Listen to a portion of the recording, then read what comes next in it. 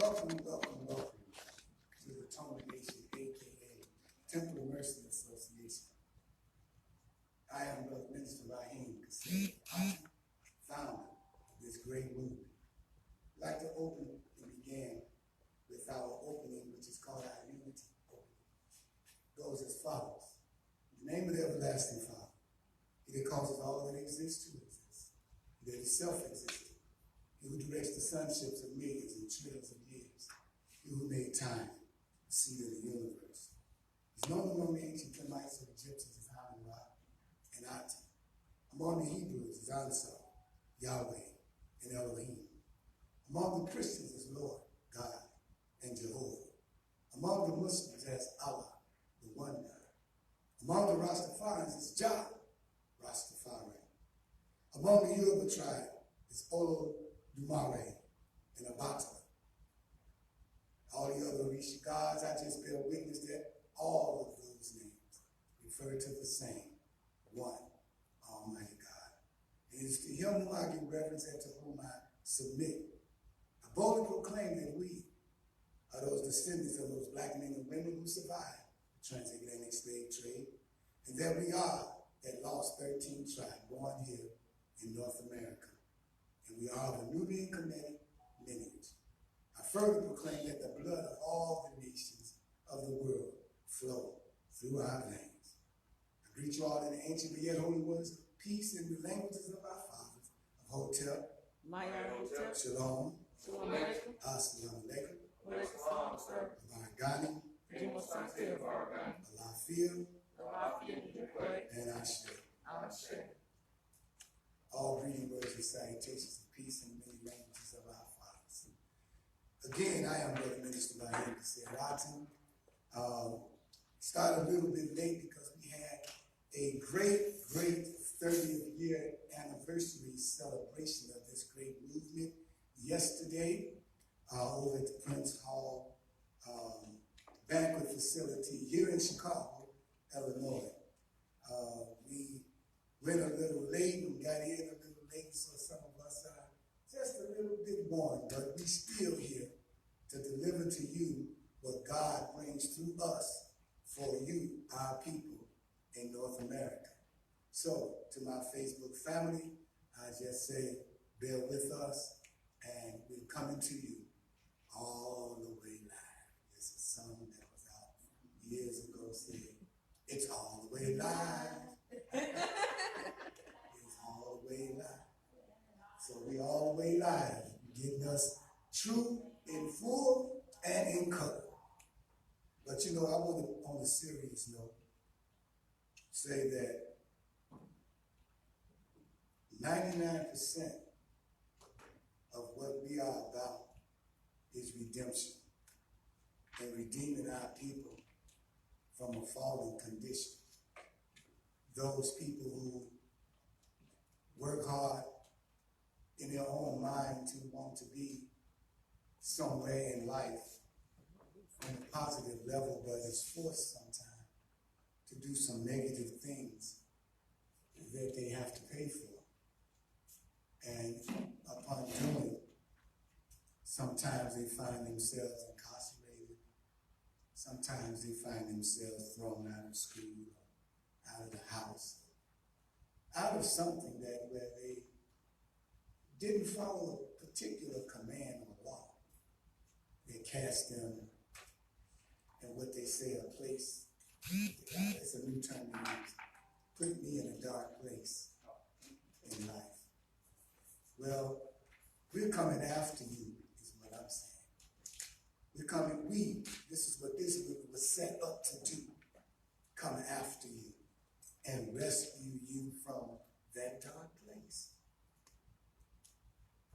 And so, we came live and we're still coming live because it doesn't matter if we had fun yesterday celebrating 30 years because some people's movement don't last that long. We coming to you live today in spite of the celebration because we know that still when we woke up this morning that somebody is in a dark place. Somebody is in a dark place. It's our job to rescue you from that darkness, from that dark space. And those of us who have had the opportunity to come out of that dark space, we ask that you come and join us, because just like Yeshua did when he found his 12 disciples and he brought them in from out of their dark space, then he commissioned them to be his hands, his ears, his eyes, and go out and rescue those simply because God had rescued them. A lot of times you get rescued and you just going about your little merry way. You ain't thinking about nobody. Hey, I made it, you made it. Y'all ever met them kind of people? I made it. Well, God bless those people if you want to, but we're talking about those who made it from out of the dark space and said, well, Lord, let me do your will, not my will, but let your will be done. God told me when he saved me and delivered me from sarcoidosis, he said, I had mercy on you. So now I'm commissioning you to go out and have mercy on others. I gave you back your peace of mind. I'm commissioning you to tell people in order to have peace with others, you got to first find peace with yourself. How long, Lord, I asked, am I on that mission? He said, till death do us part. I got married. I got married to the cause. And the cause said, to death do you part. Y'all know I'm just getting real serious, and I better come back. Y'all know how I get really into it. Yesterday I spoke on something that I didn't think people was ready for. I'm at the TOMA, the message is down just a little bit, because everybody's supposed to be in here and know and understand. I'm going to shut up now. It's not my day. Actually, I speak of the day as our youth minister, whose title just fluctuates. One day he's the youth minister, next minute he's the spokesman, and another one he's representative. It just depends. He went along with it. I have to tell you that, in my opinion. You know, being in this world coming up and all that stuff that pulls on us to be able to make those kind of transitions mentally.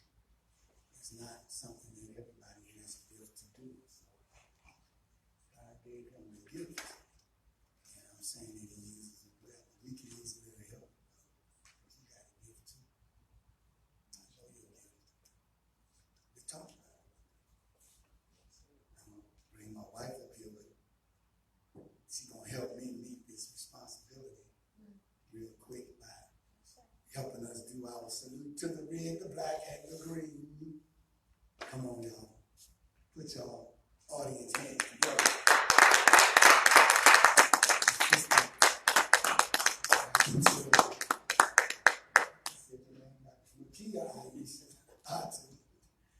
First lady of the time. We are tired. We are tired of it. All right.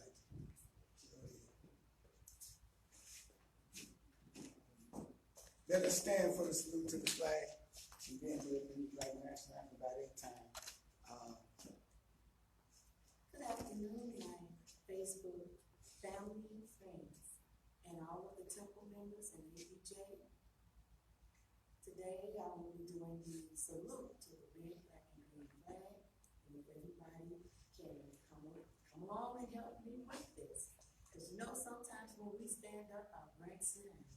But we're going to pray that that doesn't happen today. All right. Put up a big, powerful black fist. Here's to this flag of mine. Here's to this flag of mine. The red, black, and green. The red, black, and green. Hopes in its futures bright. Hopes in its futures bright. Africa has seen. Africa has not seen. Here's to the red. Here's to the red of it. Great nations shall know of it. Great nations shall know of it. In time to come. In time to come. Red blood shall flow of it. Red blood shall flow of it.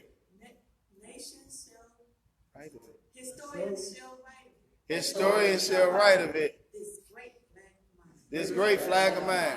Here's to the black of it. Here's to the black of it. 400 millions back of it. 400 millions back of it. Whose destiny depends on it. Whose destiny depends on it. The red, black, and green of it. The red, black, and green of it. Oh, flag of mine. Oh, flag of mine.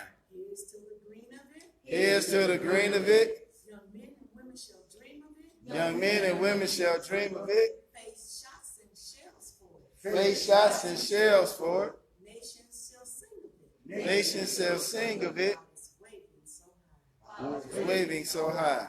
Waving so high. Here's to the whole of it. Here's to the whole of it. Colors bright and full of it. Colors bright and pole of it. Please is my soul with it. Pleased is my soul with it. Regardless of what is told of it. Regardless of what is told of it. Thanks to God for giving it. Thanks to God for giving it. This great flag of mine. This great flag of mine. Black power. Black power. Black power. Black power. Black power.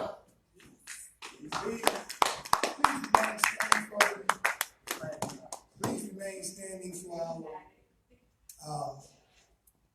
our national anthem, Black national anthem, not just the national anthem.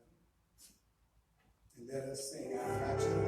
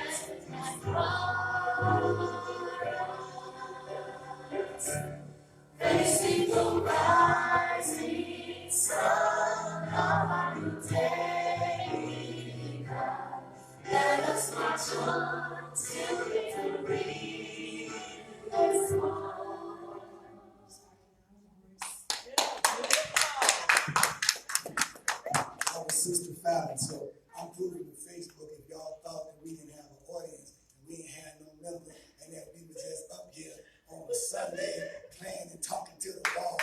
Yeah, see, you being something like that. That's our Sister Fallon. See. So we doing what we do. What we do is real. Hey, without no further ado, I'm going to bring to you our brother, our warrior, our soldier, coming up to say what it is he needs to say, giving all praises due to the Creator. We're right here at 1818 East on 71st Street in the ABJ Community Service Center. So y'all come on by. We'll be here for a little while. Come sup with us. Put your hands together, you all, for our own brother, Minister. Brother Minister, to Harper J. Shakur.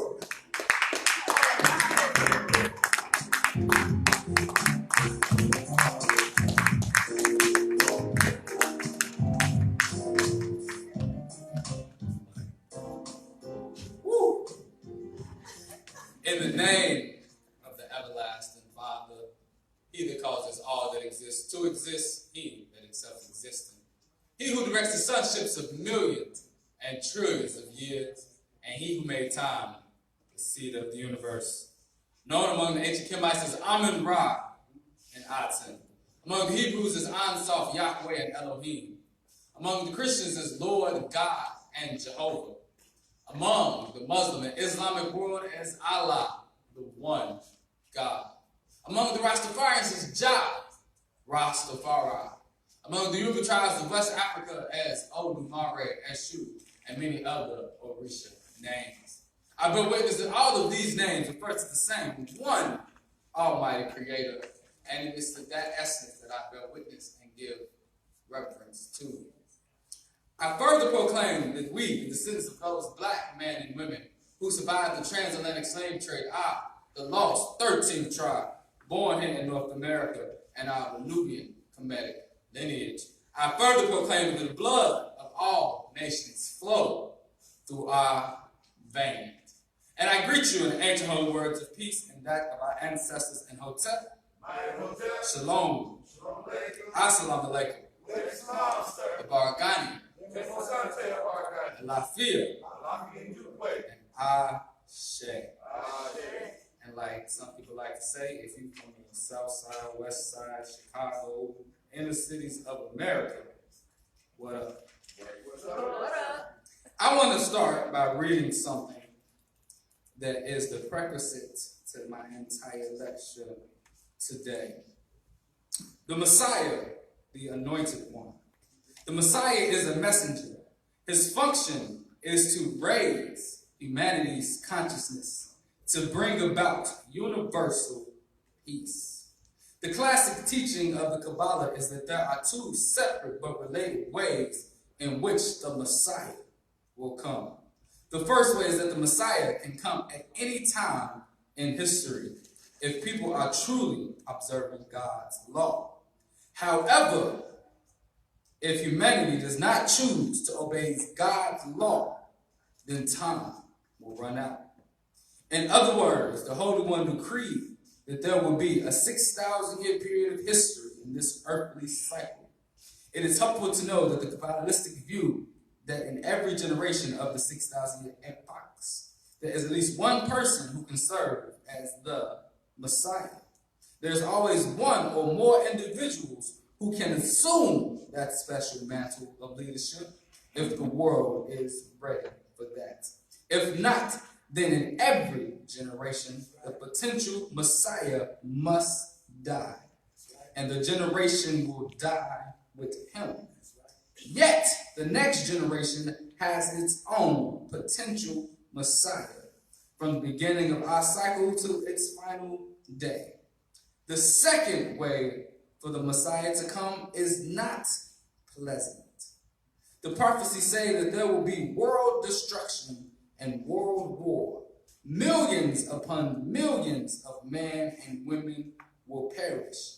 Out of that terrible destruction, the Messiah will emerge as the leader of the surviving remnant. Now, I really wanted to start with that because I want to make mention of a Messiah that we have been making mention of throughout this month. And no, I'm not talking about myself. But I am talking about Reverend Dr. Martin Luther King.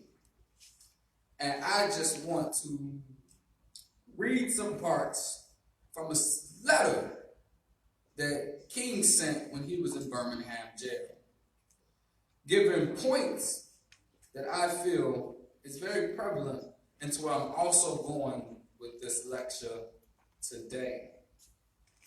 And he quotes saying, "We can never forget that everything Hitler did in Germany was legal, and everything that the Hungarian freedom fighters did in Hungary was illegal.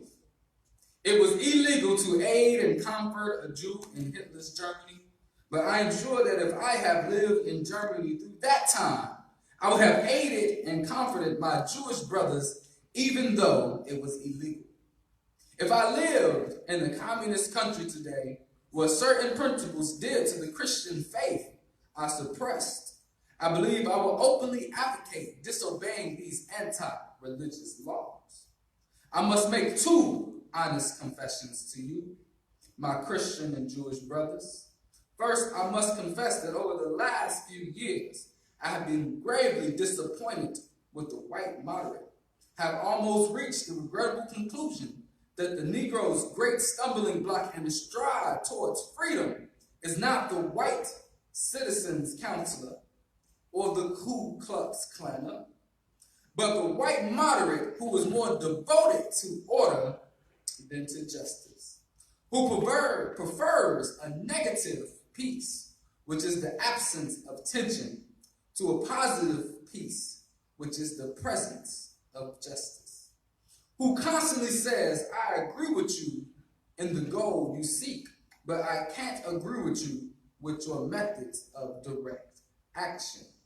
Who paternalistically feel he can set the timetable for another man's freedom.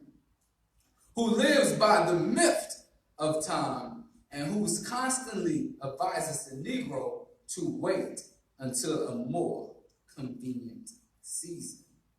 Shallow understanding from people of goodwill is more frustrating than absolute misunderstanding from people of ill will. Lukewarm acceptance is much more bewildering than outright rejection. Now, King said a lot in just the beginning portions of, well, not the beginning portions, a little bit inside of this letter that he wrote to the clergymen at that time. Now, there's other parts in here that I am going to bring up, but I wanted to really talk about that because we are living in a time very similar, not on the level of extremity of Hitler's Germany, but Black America has been going through extreme turmoil in America's history. We talk about almost 600 years. See, because we don't just start it when the first ships landed. We started back when the white man came to Africa and had them camps for 60 plus years when he breeded and created the slave. See, a lot of us don't know that part of history, that the first slaves weren't on this continent, but they were raised on the continent of Africa to then be shipped over here and utilized to catch the other Africans. But a lot of us don't know that history. So we talk about the 600 years that the Black man has been oppressed and subjugated to some of the worst situations that a human should ever live in.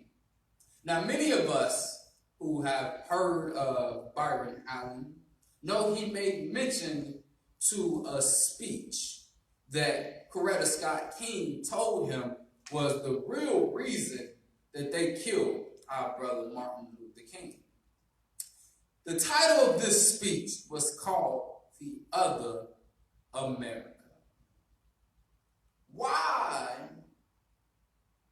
would Martin Luther King, the same person who had a dream of America being this beautiful place where children of different race and different creed and religion could come together as one, he came to an understanding that there was one America that is this American dream, that it is sold to immigrants, that they can come to this country and build a beautiful life for himself.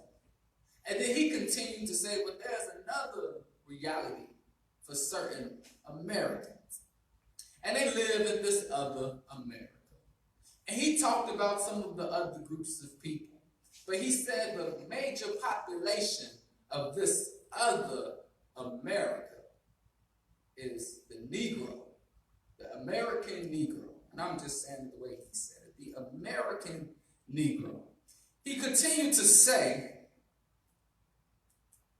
that we as a people are breeded in poverty, that our children have a cloud over their heads of inferiority,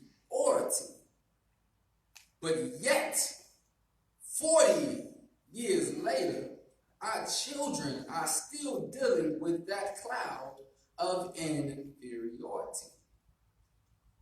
Again, I keep mentioning this month about us and it being Black Heritage Month, understanding who we are, where we come from. Because if you talk about generations and generations of children feeling they are inferior, you see, slaves breed slaves. Kings have heirs to their throne, but slaves breed slaves. Oppressed people keep their children oppressed. Why do you say that, Minister Taharka? Because they know no other way. If your whole life was a struggle, as we look at the inner cities of America, and you look at the triple ghetto, as Martin Luther King called it, you can see that we live in some of the worst situations. You can look at the south side and west side of Chicago in comparison to the north affluent side of Chicago, and you would think we live in two different cities. And it is interesting enough that they're trying to turn the city of Chicago into the state of Chicago. And then when they do their new parameters on what this state would look like, you will see that they are going to create black cities and then push us all to a certain area, redline us out of downtown in the Chicago area, and create another triple ghetto. Now, how do you see that that is where things are going? Again, as I started off reading, the prophecies say that there will be world destruction and war. Millions upon millions of men and women will perish, and out of that terrible destruction, the Messiah will emerge as a leader of the surviving remnant. America is burning. This world is burning. Now, you might be like, but I don't see any fire. Look at the minds of so many people. Look at the situations of the celebrities. How many people are committing suicide today, or the health challenges and all of these diseases? Every 3 or 4 years, there's this new terminal disease or virus that can wipe off the entire planet if it was infected enough people. We have had dealt with the coronavirus now, and there was Ebola not too long ago. We got wars, and they're blaming China for poisoning us. The nukes are being raised up. Trump is about to be elected as the president again. I pause for a second because when we see the role that Trump plays in the destruction of America, you yourself will go through as well. See, and I say that because when we understand the role that the white man has played in history, in his story, and acceptance to us. See, there was a time where the black man was the only man on earth. And for us to believe that evil did not exist at that time, we will be fools. But the white man was evil manifested outside of ourselves into physical form. So the white man has been nothing but himself this entire time that we as black men and women have dealt with him for the 2,000-ish plus years that we have dealt with the white man. See, a devil is meant to be a devil. Water will always be wet. Fire will always be hot. As long as you understand that, then why would you be mad at it for being itself? The white man was sent here to be the agitator to the black man. The white man was sent here to get the black man and the 13th tribe born here in North America who survived the transatlantic slave trade to take the next step from being human being to supreme being. See, if we do not accept that this triple ghetto, that this other America that Martin Luther King was mentioning was the training ground for the righteous, that without knowing how bad it can get, you will never value when you are on top. See, we know there are so many people who are born with a silver spoon in their mouth that have never known struggle. Imagine, we have ancestors who lived in great empires, never seen famine, never understood what it was. But when Abraham Lincoln gave us the emancipation, Frederick Douglass said it, they freed us to be in famine. They freed us to have no shelter over our heads, to deal with the rainy skies from heaven. We were freed to suffer. But what did we do in that freedom? They thought we were going to suffer, but if you look at American history, when they freed us, they went through a depression. At that exact same time, we had some of the most powerful leaders of our people, some of the most powerful messiahs of our people come to free us. See, but then when we as a people, after separating ourselves from them, after understanding we did not no longer need them, and built empires once again, we had handkerchief Negroes. Niggeritos, as Ebony likes to call them. That's her word. As she likes to call them, say that that's not the way. We talk about black people owning hospitals. Where is one black-owned hospital today? See, the minister mentioned yesterday, as long as we keep going to their hospitals and they are doing science experiments on us and they are in there with lab coats, I didn't know a doctor needed to have a lab coat on. That if you go into Africa and look at the spiritual healers, I'm sorry, they are not wearing a white coat.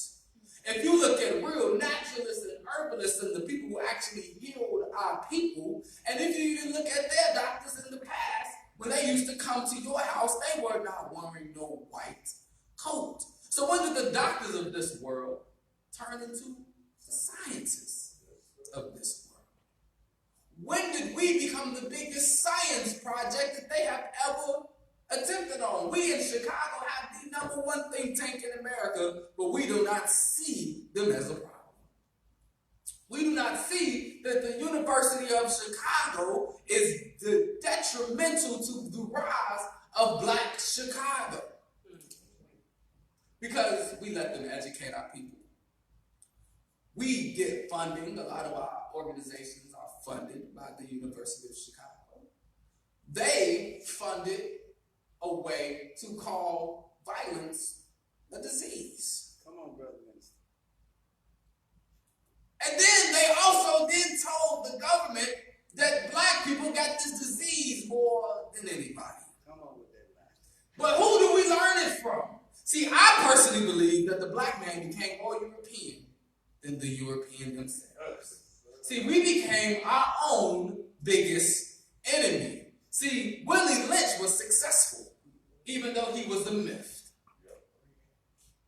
Because he said, if we do this right, the black man will turn against himself. But why, with the knowledge that we have today, that we are so divided as a people by our religion, by our beliefs, by our status in society, by our gender, with so much knowledge of our open enemy, why do we keep ourselves divided? Why are we constantly bickering and fighting over something that does not belong to us? What do not belong to us? The promise that the Creator gave to the enemy. We want so much to be a part of their destruction. We want so much to include ourselves in their diet, in their entertainment, in their world, but we don't see it as a detriment to us. It is a shame that the average length that a black person, a black man lives is 62 years old. You're not through, sir, because you're not the average black But our diets take us out. But we don't want to see that.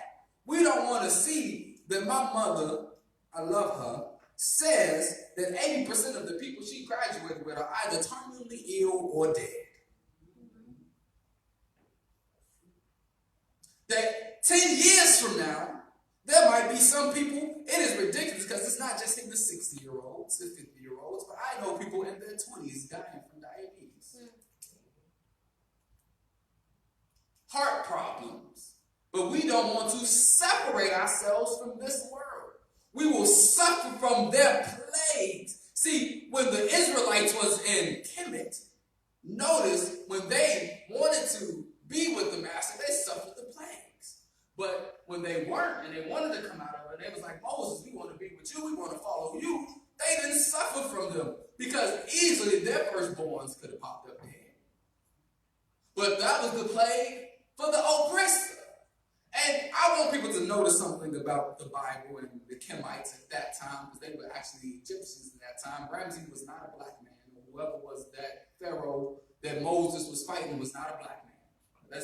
Let's make that clear for people, because we want to say black people enslaved black people and the black pharaohs enslaved the Hebrew Israelites. No, that is not a fact. We are ignoring the era of trans-Saharan slave trade. We are ignoring that Greece raped Kemet hundreds of years before they are talking about in the Bible. See, if we put that history together, then we start looking at what happened in Israel a little differently. Then we start looking at how New Year is coming up for us, because what God told the Israelites in this day that I set you free from Kemet, aka Egypt, is your New Year. Is the day that your God set you free. When are we as in Black America going to see that it is time for us to come out of her? That's right.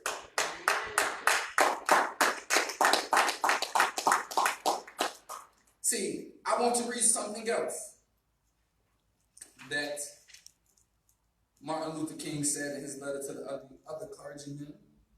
Because the minister made a very interesting comment yesterday at our banquet, where he talked about they are claiming some of us to be black nationalist extremists, black identity extremists. So let me read something that Martin Luther King said about extremists. But as I continue to think about the matter, I gradually gained a bit of satisfaction from being considered an extremist. Was not Jesus an extremist for love? Love your enemies, bless them that curse you, pray for them that despitefully use you. Was not Amos an extremist for justice? Let justice roll down like waters and righteousness like a mighty stream. Was Paul an extremist for the gospel of Jesus Christ? I bear in my body that the marks of the Lord Jesus. Was Martin Luther an extremist? Here I stand. I can do none other, so help me God. Was not John Bunyan an extremist? I will stay in jail to the end of my days before I make a butchery of my consciousness. Was Abraham Lincoln an extremist? This nation cannot survive half slave, half free. Was Thomas Jefferson an extremist? We hold these truths to be self-evident, that all men are created equal. So the question is not whether we will be extremists, but what kind of extremists we will be. Will we be extremists for hate, or will we be extremists for love? Will we be extremists for the preservation of injustice, or will we be extremists for the cause of justice? In this dramatic scene on Calvary's Hill, 3 men were crucified. We must not forget that all 3 were crucified for the same crime, the crime of extremism. 2 were extremists for immorality and thusly fell below the environment. The other, Jesus Christ, was an extremist for love, truth, and goodness, and thereby rose above his environment. So after all, maybe the South, the nation, and the world are in dire need of creative extremists. Come on now. Well, See, because when we talk about extreme love, see, that is something that the Honorable Louis Farrakhan mentions, that we have to love our people more than they hate themselves. And the last time I checked, the way that black people drug themselves up, the way that most of us live next to a liquor store, we all know those people who are winos and other terms that we use. We have to also know that the violence in our community, that we kill each other on a level that is detrimental, it makes no sense. That we let our women and children come up missing from time to time, more than we should. That we continually go into these religious edifices. I got something on that Martin Luther King closed in his letter to Birmingham with. That we send ourselves to these churches, we go to these schools that, one, teaches us not to love ourselves, teaches us that we are inferior. For the longest, before I started doing my own research, the only part of history that they told us is when we got off the slave ship, teaching us that we were always slaves. That breeded a level of self-hate to an extreme in our people. Well, I'm sitting in front of my house and someone shoots at me 22 times because I never hurt anybody. I never harmed anyone, but you hated yourself that much that you could take the life of someone who looks like you. See, we have to love our people more than they hate themselves, because love will rise us above this environment. We can rise above America's destruction if we understood what love was. And I'm going to take a brief minute to talk about being in touch with each other. See, I like to massage people and I like to touch. You might have heard the minister play and people talk about it touches them. When are black people going to get back in touch with not only themselves, but with our Creator? See, being in touch with self will get us in touch with each other.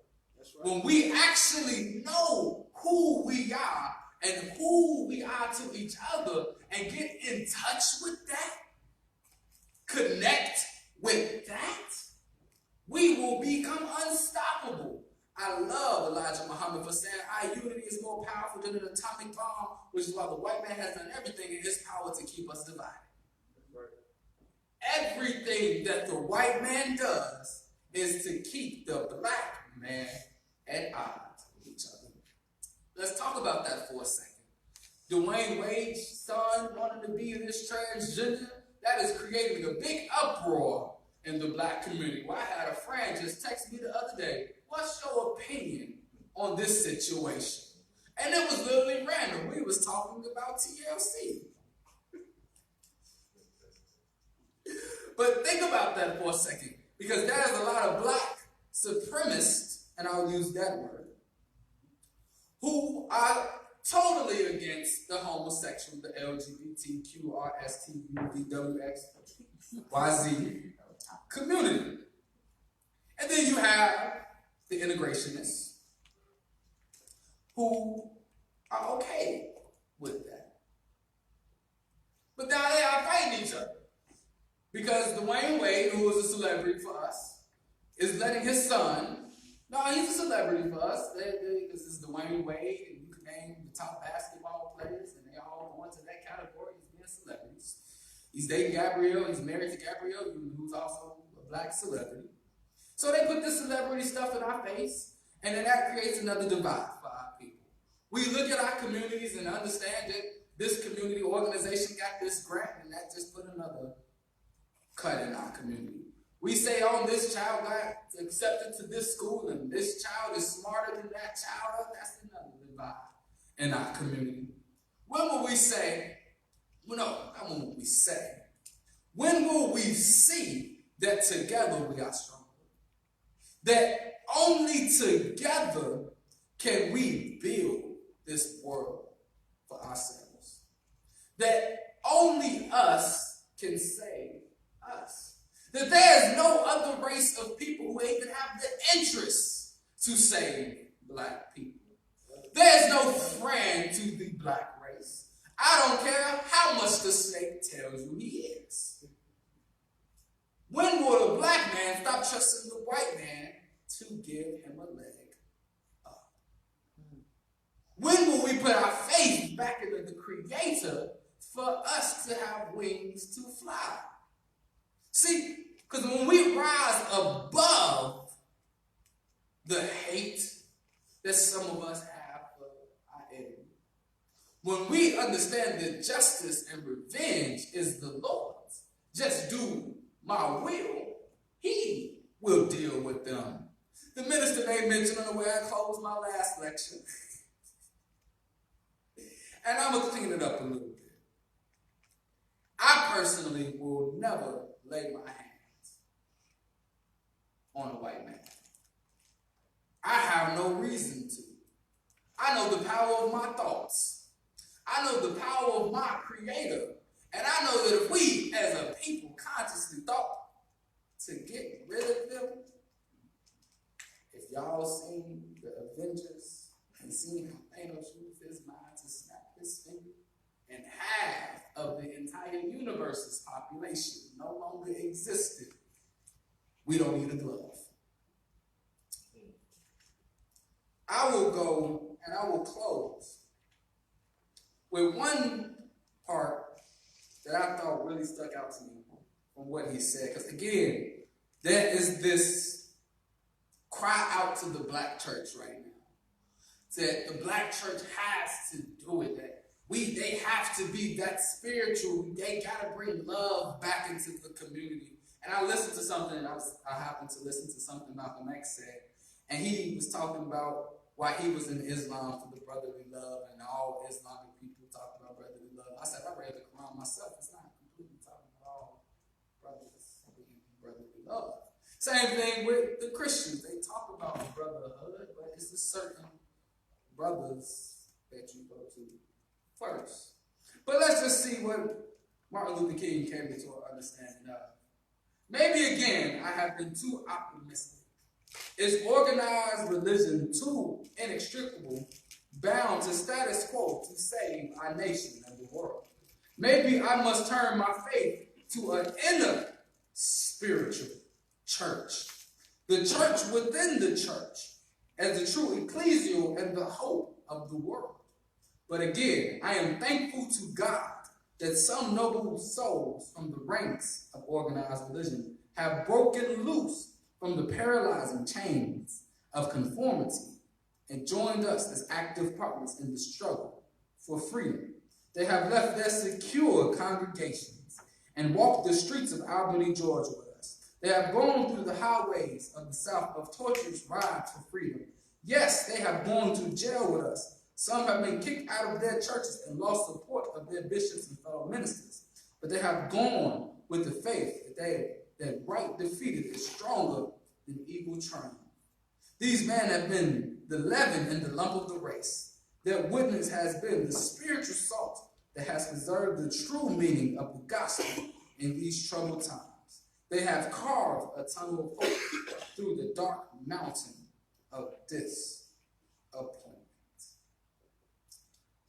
Would you say that our city is in a state of despair? Would you say that our nation, that the black nation, is in a state of deprivation? That when the minister went and had a conversation with one of their doctors and they was trying to tell him he was depressed, are we not just the people who are disappointed with our situation? Are we not just disappointed with our everyday life? Are we not disappointed when we have children and see how our children have to deal with the turmoil of this world? When will that disappointment turn into action? When will we stop being so reactionary to the things that happen to us as the people? And it's so crazy because I just realized that I did this entire lecture not mentioning the fact that this was my 1-year anniversary.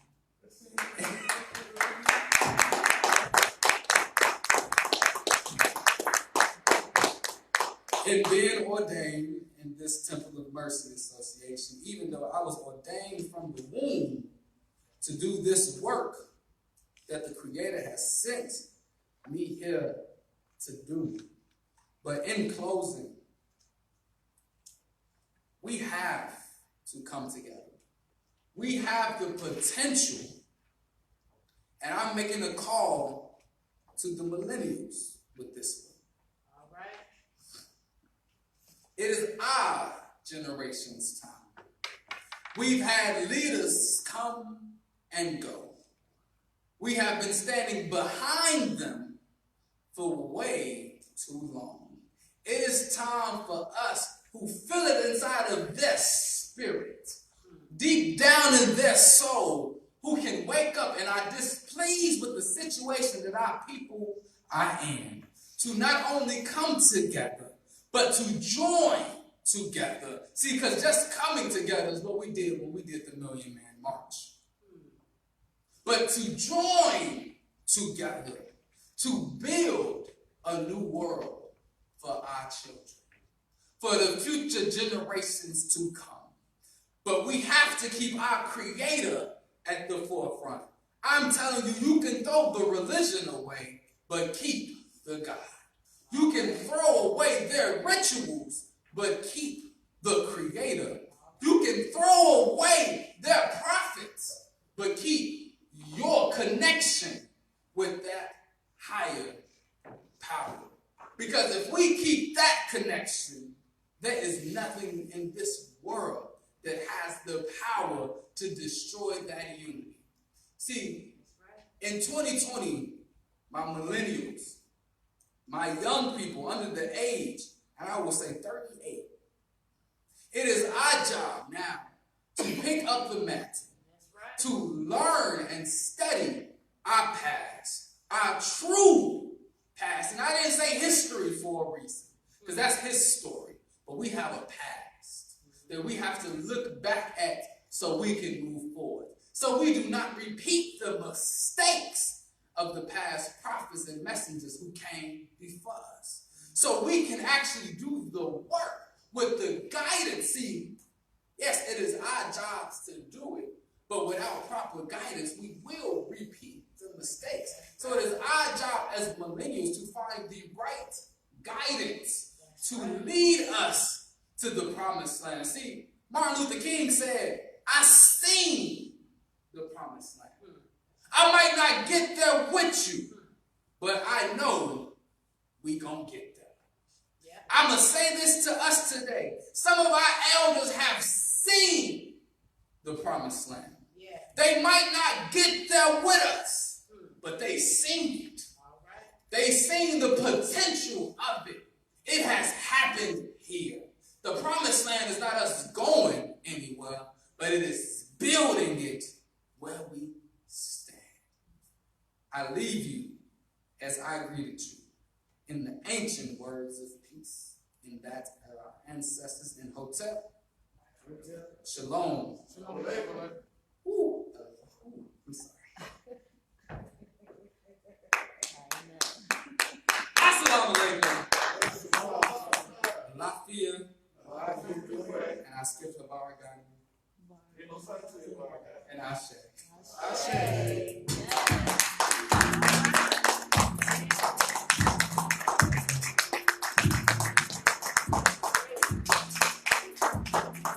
Yes, give it up again for Minister Tahaka J. Shakur.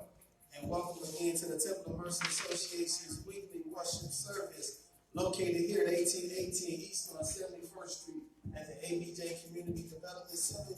You can join us here each and every Sunday from 12 to 3 p.m. Come and be part of our live audience and have God's anointed messengers and people of God to raise your consciousness and awareness. If you like what you see and heard today, please donate to the Temple of Mercy Association through Cash App. We'll put that in the comments. You can donate to us through Givelify and help us build this movement dedicated to the social and economic upliftment of Black people here in Chicago, Illinois. Thank you again, and always don't forget, tomorrow here